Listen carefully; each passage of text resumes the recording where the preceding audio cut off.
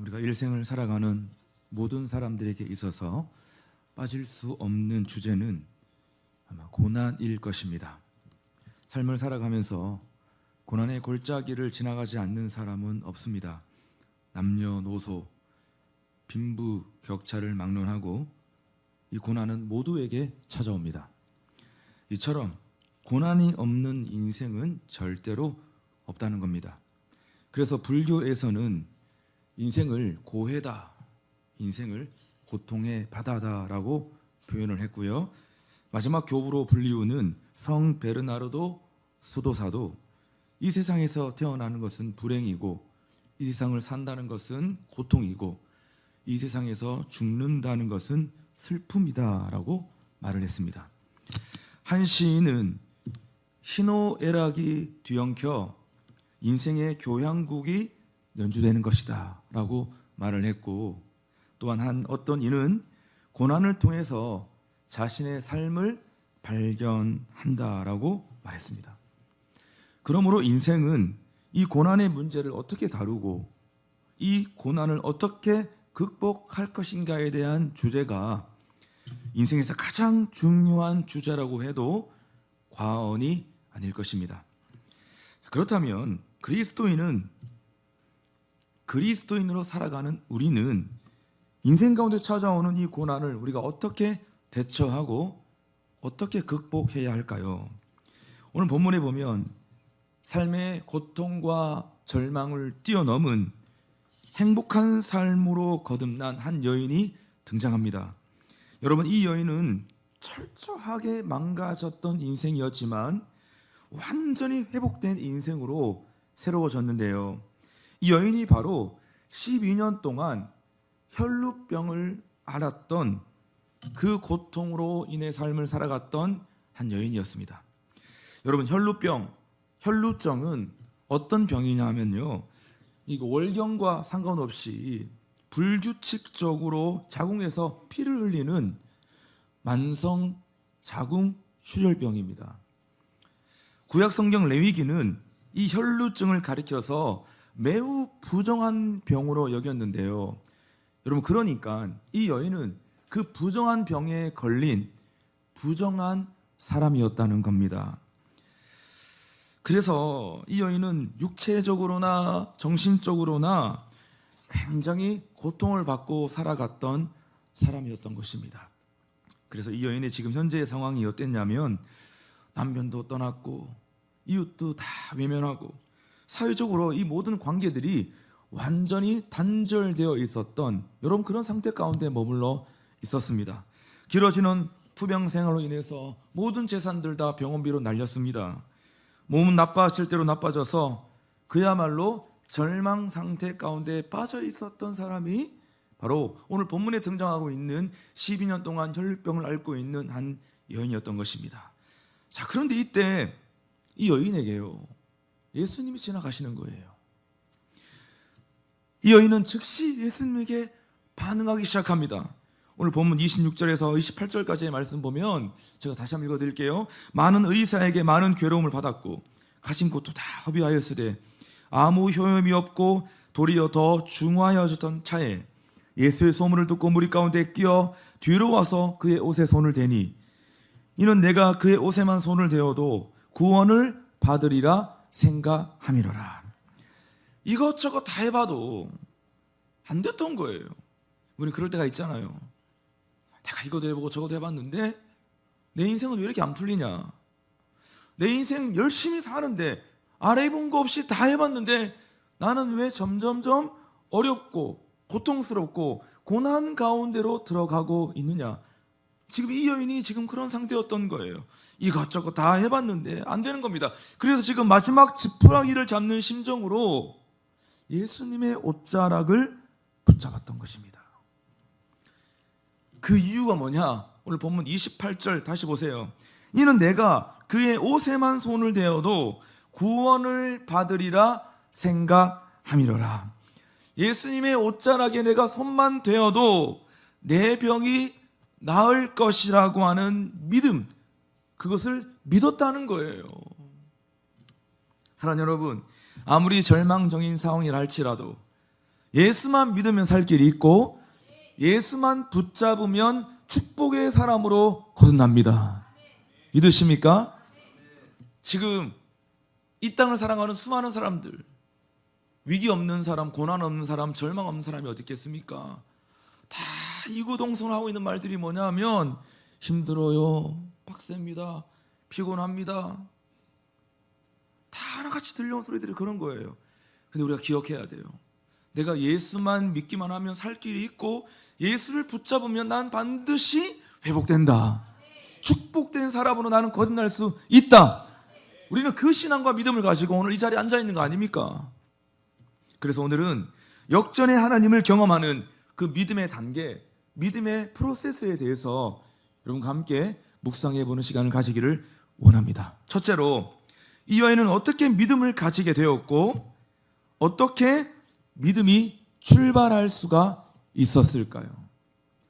어떻게 이 여인이 믿음에 출발할 수 있었는가? 오늘 본문 27절 말씀 보십시오.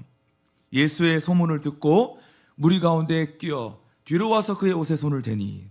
첫 번째로, 지금 이 여인은 예수의 소문을 들었기 때문입니다. 믿음의 출발은 예수의 소문을 들었다는 겁니다. 이 여인은 사람들을 통해서 지금 한 가지의 소문을 들었는데요. 어떤 소문을 들었냐면요, 예수님이 병든 자들을 고쳐주신다는 말이었습니다. 예수님이 가는 곳마다 병들어 있는 수많은 병든 자들을 지금 치유하시고 고치고 있다는, 여러분, 그 말, 그 소문을 이 여인도 들었다는 겁니다.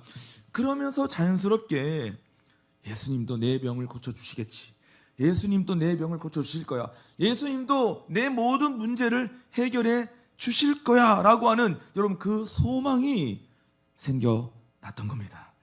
여러분, 믿음은 이렇게 만들어지는 것입니다.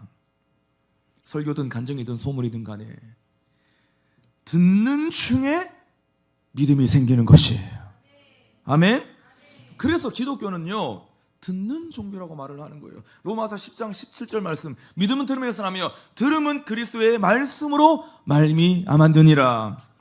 말씀을 듣는 가운데 믿어지지 않았던 일들이 믿어지게 되고, 말씀을 듣는 가운데 멀게만 느껴졌던 말들이 의미가 생겨나는 그 놀라운 역사가 일어나게 되는 것입니다. 아니, 내가 왜 이렇지? 나는 옛날에 이런 마음이 없었는데, 나는 그거 믿지도 않았는데, 나는 요즘 왜 이렇게 믿어지는 거야? 내가 요즘 왜 이렇게 그 말씀이 나에게 의미 있게 다가오는 거야? 그 왜 그러냐 하면, 말씀을 들었고 복음을 들었고 하나님의 음성을 듣고 있기 때문에 여러분, 그런 일들이 일어나는 것입니다. 뿐만 아닙니다. 여러분, 말씀을 듣는 가운데 나는 안 된다, 나는 못한다, 나는 걸렀다, 여러분, 이런 부정적인 생각들이 다 사라지게 되는 거예요. 언제? 말씀을 들을 때 내 안에 부정적인 생각과 마인드가 회복되는 것입니다. 오늘 본문에 혈류병에 걸린 여인도요, 지금 듣는 가운데 자신의 생각이 바뀌었다고 말하고 있잖아요. 28절 다시 보세요. 이는 내가 그의 옷에만 손을 대어도 구원을 받으리라 생각함이로라. 생각이 바뀌었다는 거예요. 내 생각이 바뀌었다는 거예요. 여러분 아십니까? 세상에는 불가능한 일이 존재하는 것이 아니라 불가능한 생각이 존재하는 거예요. 우리에게는 불가능한 일이 없습니다. 불가능하다고 하는 일이 없어요. 근데 어디서부터 우리가 접히냐면, 불가능하다고 생각하는 그 생각 때문에 우리의 인생이 다 접히고, 들으면 믿음이 생기고, 믿음이 생기면 우리의 생각이 바뀌는 것입니다. 내 생각이 얼마나 무지한 생각이었는지, 내 생각이 얼마나 부정적인 생각이었는지, 내 생각이 얼마나 피해의식과 패배주의 가운데 젖어 있었던 생각이었는지, 말씀을 듣고 믿음이 생겼을 때 여러분, 그것을 깨닫게 되어지는 것입니다. 그러니까 말씀이 인풋이 없는데 우리가 어떻게 내 생각과 내 마음이 변하겠어요? 내 안에 인풋이 없는데.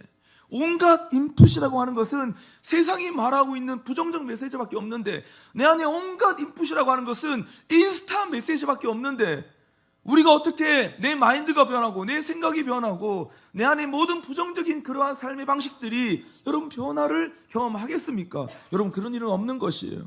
그래서 우리는 항상 늘 우리가 기억해야 될 것은, 나는 지금 어디에 노출되어 있는 인생을 살고 있는가? 나는 지금 내 생각은, 내 마인드는 어디에 노출되어 있는가? 나는 지금 어떤 인풋이 나에게 있는가? 여러분, 제가 목양하면 느끼는 게 뭔지 아세요? 야, 이 형제님은, 이 자매님은, 이 성도님은 정말 진리만 인풋되어도 여러분 놀랍게 성장하는 사람이에요. 근데 반대로 잘못된, 왜곡된 비진리가 인풋되면요 완전히 망가지는 인생이에요. 이거 아니면 이거입니다. 그러니까 여러분, 완전 장점도 있고 반대로 치명적인 약점도 있는 거예요. 그렇기 때문에 여러분, 내 안에 나는 무엇으로 지금 인풋하고 있고, 무엇으로 채우고 있고, 나는 지금 무엇을 듣고 있고, 나는 지금 어디에 노출되어 있는가에 대한 부분을 우리가 생각하지 않는다면, 우리의 내 안의 모든 부정적인 생각과 내 안의 모든 피해의식, 남자들은 다 도둑들이야, 여자들은 다 사기꾼들이야, 이 세상의 모든 돌아가는 시스템들은 다 엉망진창이야. 여러분, 이런 패배주의와 이런 피해의식 가운데서 우리는 절대 자유할 수 있는 삶을 살 수가 없는 것입니다. 나는 지금 어디에 무엇을 인풋하고 있는가, 어디에 노출되어 있는가. 말씀을 듣고 믿음이 생겼을 때 우리 삶에 놀라운 깨달음과 놀라운 회복의 역사가 일어나게 되는 것입니다. 여러분, 지금 우리 중에도 지금 이 여인과 같은 사람들이 있을 거예요. 온 사방이 지금 고난으로 막혀 있는 사람들. 여러분, 그래서 그 부정적인 환경 안에 지금 고립되어 가지고 부정적 생각밖에는 할 수 없는 그런 사람들이 지금 이 중에도 앉아 있을 줄 압니다. 여러분, 그 사람들은 빨리 지금 예수의 소문을 듣고 하나님의 말씀과 하나님의 음성을 들어야 될 줄로 믿습니다. 여러분, 또한 뿐만 아닙니다. 지금 우리가 품고 있는 우리 태신자들 중에도 여러분 이런 분들 있지 않습니까? 여러분, 그런데 가만히 생각해 보면 지금 이런 분들이야말로 하나님 앞에서 예비된 심령 아니겠습니까?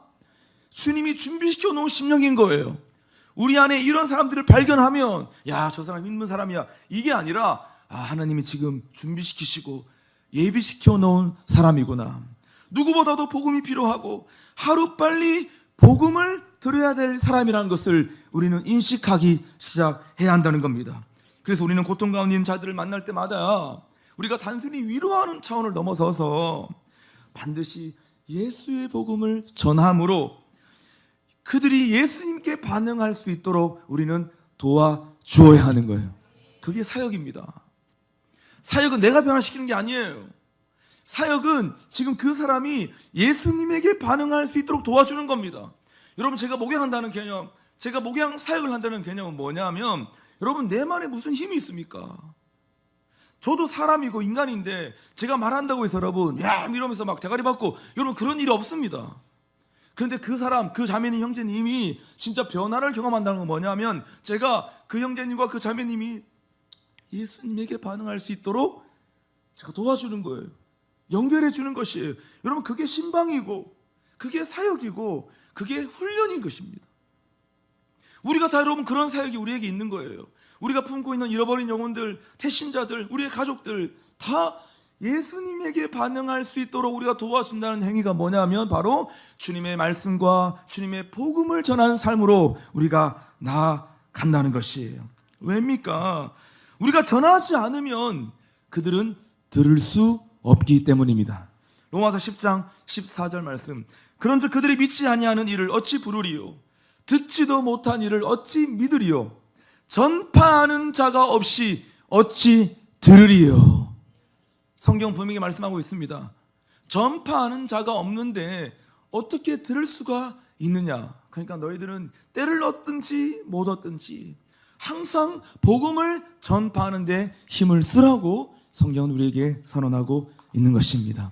사랑하는 여러분, 믿음의 출발은 뭐라고요? 듣는 것입니다. 하나님의 말씀을 들을 때 모든 절망과 모든 부정적인 생각들이 사라지고 믿음의 새로운 역사가 시작되는 줄로 믿습니다. 두 번째 생각해 볼 것은, 그렇다고 한다면 믿음의 출발을 넘어서 믿음의 핵심이 뭐냐는 거예요. 믿음의 핵심.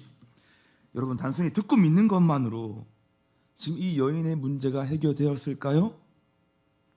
지금 이 여인이 단순히 듣고 믿는 것만으로 모든 문제가 사라졌습니까? 그렇지 않습니다. 믿음은 반드시 행동으로 옮겨져야 한다는 겁니다. 그녀는 자신이 믿고 생각했던 것을 행동으로 옮겼어요. 27절 보세요. 예수의 소문을 듣고 무리 가운데 끼어 뒤로 와서 그의 옷에 손을 대니, 예수님의 옷에 손을 대었다는 거예요. 이 여인이 아무리 예수의 소문을 듣고 믿음이 생겨났어도 지금 예수님의 옷자락에 손을 대는 행동을 하지 않았다면 지금 이 여인의 삶에는 어떤 일도 일어나지 않았을 것입니다. 그저 여러분 생각으로만 믿는 이 관념은 어떤 기적도 어떤 변화도 만들어낼 수가 없는 거예요. 이걸 조심해야 돼요. 내가 믿는다고 생각합니다. 근데 그 믿음이 내 생각에, 내 관념 안에만 있는 거예요. 근데 굉장히 내가 믿음 좋은 사람으로 생각해요. 항상요 그냥 생각만 해요.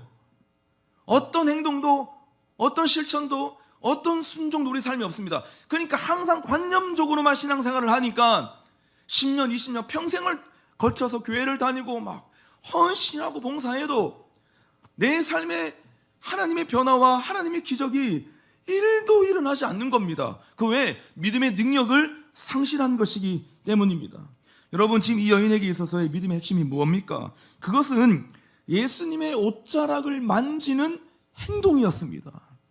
예수님은 이 여인의 행동에 대해서 분명 뭐라고 말씀하시고 있냐면 믿음이라고 분명히 말씀하고 있어요.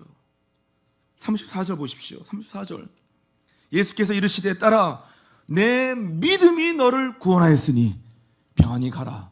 내 병에서 놓여 건강할지어다. 분명 예수님의 옷자락을 만지는 행위를 가리켜서 예수님은 단순히 야 너 용기 있다 이런 게 아니라 내 믿음이, 너의 믿음이 너를 구원하였고 너의 믿음이 너를 치유하였고 너의 믿음이 너를 회복하였다. 가라. 병에서 놓여 너는 건강할지어다. 다시 정리합니다. 이 여인은 내가 주님께 나아가면 고침을 받을 수 있어라고는 그 생각으로만 믿은 것이 아니라 자신의 믿음을 행동으로 옮긴 것입니다. 쉽지가 않았을 겁니다. 수많은 사람들을 뚫고 예수님께 나아가서 예수님의 몸에 손을 댄다는 거 쉽지가 않았을 것입니다. 허약해진 몸, 사람들의 시선, 사람들의 냉대.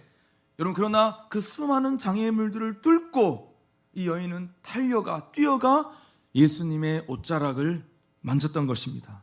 중요한 포인트가 있죠. 여러분 지금 이 여인이 예수님을 만지기 전이나 만진 후나 예수님은 똑같았어요.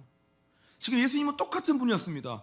그런데 왜 예수님을 만진 후에 능력이 나타났습니까? 믿음으로 액션을 취했기 때문입니다. 그러니까 예수님은 늘 똑같아요. 그런데 내가 믿음으로 반응하느냐, 믿음으로 행동하느냐, 믿음으로 내가 액션을 취하느냐, 여러분 거기에 따라서 주님으로부터의 능력이 나오느냐 그렇지 않느냐의 차이점이 생겨난다는 것입니다. 많은 기독인들이 이 사실을 놓치고 있습니다. 자신들은 잘 믿는 것처럼 생각을 하지만 지금 믿음의 핵심이 빠져 있다는 것입니다. 여러분 믿음의 핵심이 무엇입니까? 제가 지금 믿음의 핵심이 무엇이라고 말씀하고 있는 겁니까? 믿음의 핵심은 생각으로 믿는 관념이 아니라 실제 행동이다. 같이 해볼까요? 믿음의 핵심은 생각으로 믿는 관념이 아니라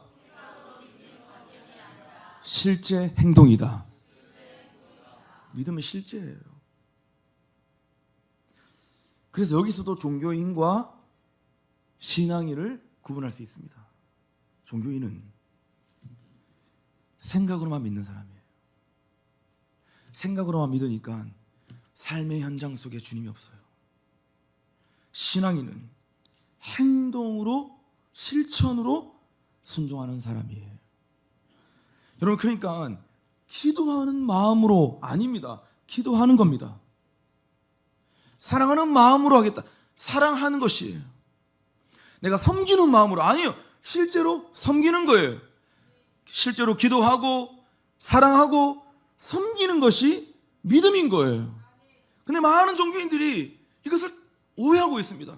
그냥 기도하는 마음으로 해야지, 사랑하는 마음으로 해야지, 섬기는 마음으로 해야지, 마음으로만 가지고 있고 생각 안에 관념 속에만 여러분 그것이 있는 겁니다. 실제로 그것이 우리에게 행동으로 액션으로 취해지지 않는 겁니다. 그러니까 평생 우리가 종교인으로만 살아가는 겁니다. 여러분, 우리가 삶을 살다 보면 막연하고 너무 두려워서 주저앉을 때가 있잖아요. 누구에게나 다 그렇습니다.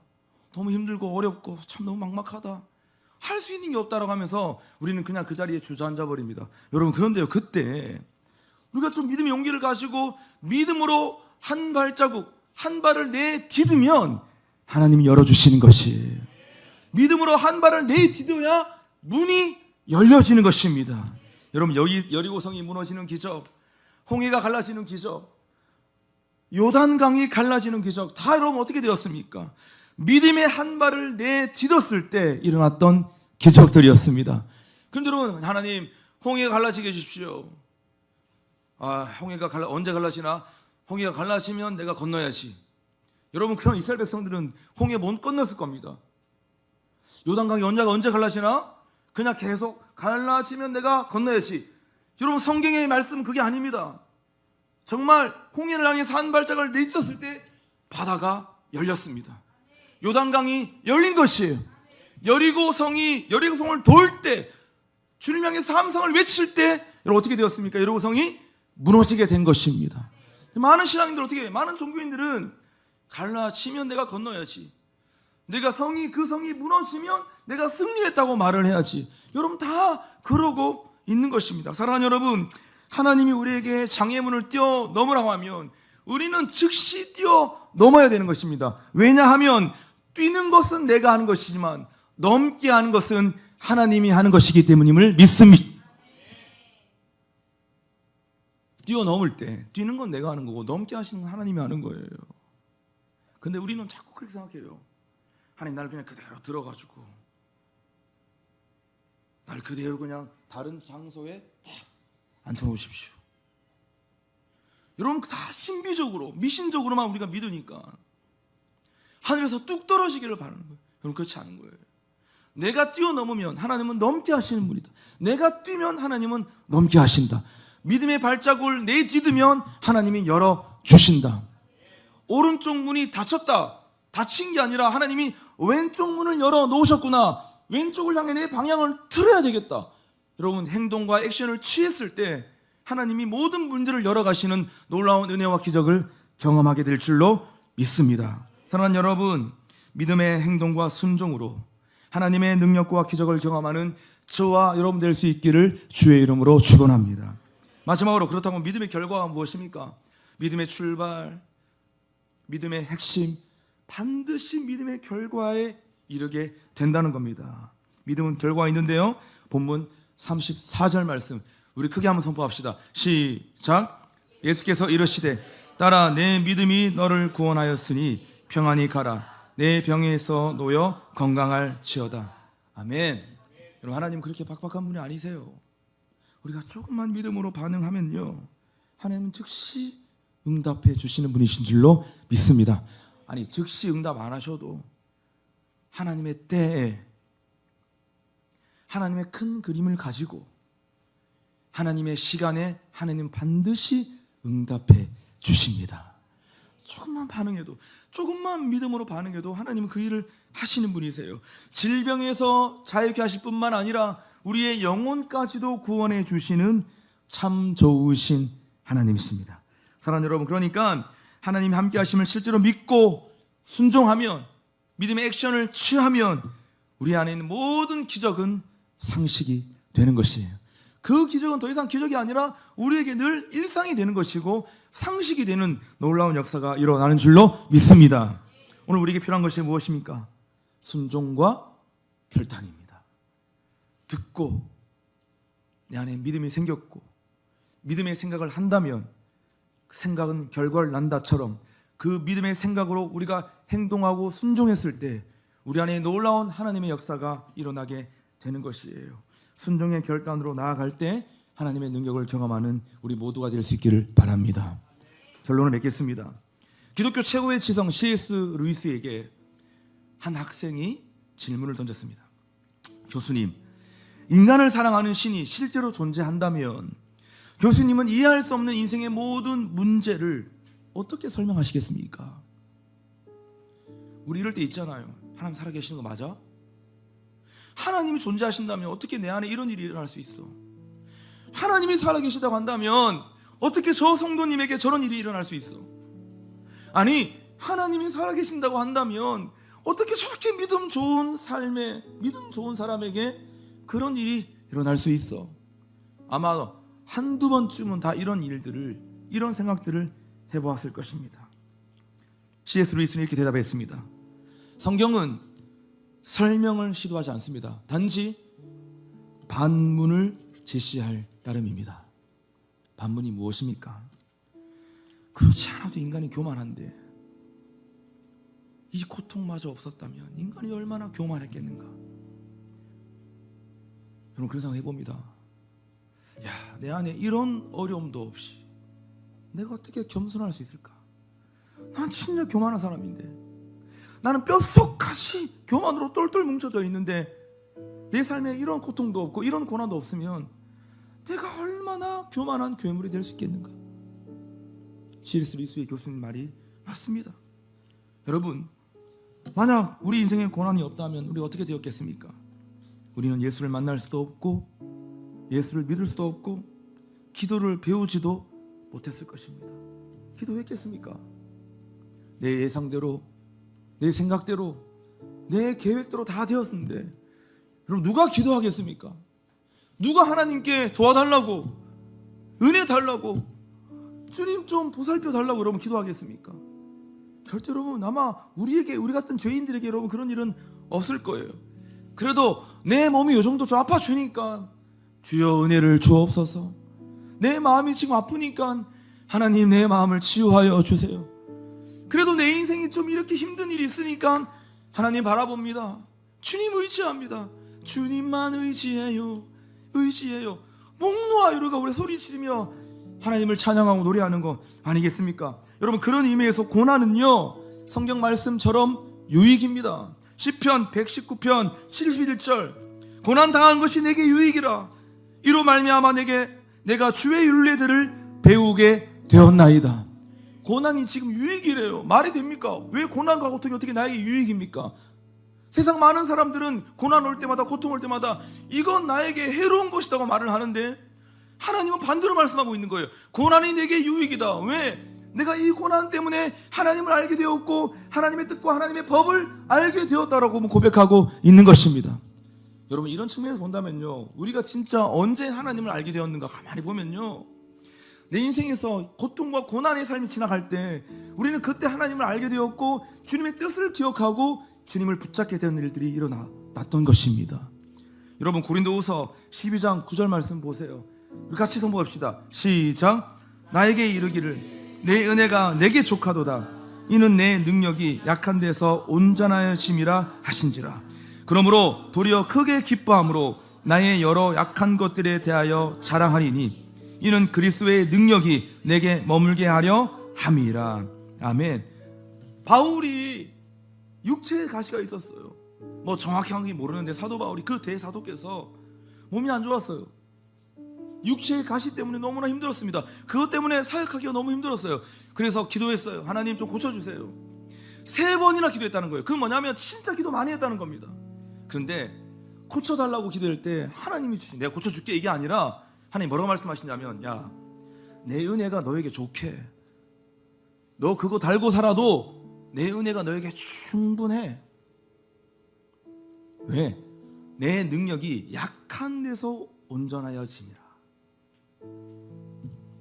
그러므로 도리어 크게 기뻐함으로 나의 여러 약한 것들에 대해 자랑하리니. 바울은 약함과 고난과 고통을 도리어 뭐 했다고요? 자랑했다. 유익으로 여겼다는 겁니다. 왜? 그리스도의 능력이 이것 때문에 나에게 머문다는 거예요. 할렐루야. 나의 고난 때문에, 내 고통 때문에, 내 아픔 때문에, 내 슬픔 때문에 도리어 내가 주님을 바라보면서 하나님의 능력과 하나님의 강함이 나에게 임하게 되었다는 것입니다. 어떤 목사님이 이렇게 얘기하더라고요. 맨날 자기 고난을 달라고 기도해요. 목사님 뭐 왜 그러세요? 아니야, 내 인생에 고난이 있어야 돼. 내 인생에 고난 없으면 난 목회 안 돼. 그래도 굳이 그렇게까지 할 필요 있습니까 목사님?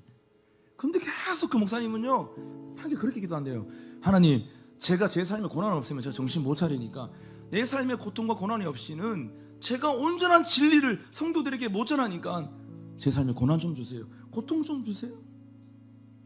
여러분, 그래서요, 아이러니하게도 이름만 들어도 아는 기라상 같은 여러분 위대한 목사님들의 삶에 공통점이 있습니다. 뭔지 아세요? 인간이 받을 수 있는 고통을 다 받았어요. 저기 인천에서 가장 큰 모 장로교회라고 있습니다. 거기 개척하셨던 목사님, 지금 은퇴 목사님이신데, 그분이 인간이 받을 수 있는 고통을 다 받으셨대요. 아내가 죽었고 자식들이 다 죽었고 자기가 죽을 병 걸려서 사형 선고를 받았고, 그 와중에 개척을 하면서 아무도 믿지 않는 그 한국이 어려운 시절, 그 70년대 80년대, 근데 그 목사님이 그 고통과 고난 가운데서 뭐라고 외쳤냐면 민족의 대부흥을 외쳤답니다. 민족 부흥, 세계 부흥, 민족 복음화, 세계 복음화를 외쳤대요. 성도들, 몇 명 되지 않는 성도들이 맨날 목사님한테, 아 목사님, 지금 우리도 살기 죽겠는데 무슨 민족 복음화, 세계 복음화입니까? 그만하시고 좀 우리 좀 돌봐주세요, 좀 우리를 좀 축복해 주세요, 그렇게 얘기했대요. 근데 목사님은 그 고통 와중에서도요 계속 민족 복음화, 세계 복음화를 했대요. 그래서 우리나라에서 제일 큰 교회가 되었어요. 수만 명이 그 목사님과 그 교회를 통해서 구원을 경험하는 놀라운 역사가 일어났던 것입니다. 여러분, 생각해 보세요. 정말 말로 다 할 수 없는 고난, 아내가 죽었고 자식이 죽었고 자기가 죽을 병에 걸려가지고 폐병에 걸려가지고 피를 토하면서, 근데 그 와중에 하나님은 약할 때 내가 너에게 강함이 된다 말씀해 주신 것입니다. 사랑하는 여러분, 고난은 하나님을 만날 수 있는 기회입니다. 나의 신앙을 회복할 수 있는 절호의 찬스입니다. 고난은 눈물의 기도를 배울 수 있는 기회가 되는 것입니다. 오늘 본문의 여인처럼 지금 인생의 풍랑을 만난 분들이 계십니까? 예수님을 붙잡으십시오. 예수님의 옷자락이라도 붙잡으십시오. 순종하는 믿음으로 반응할 때 하나님의 놀라운 기적과 역사와 은혜가 우리 삶 가운데 함께할 것을 믿습니다.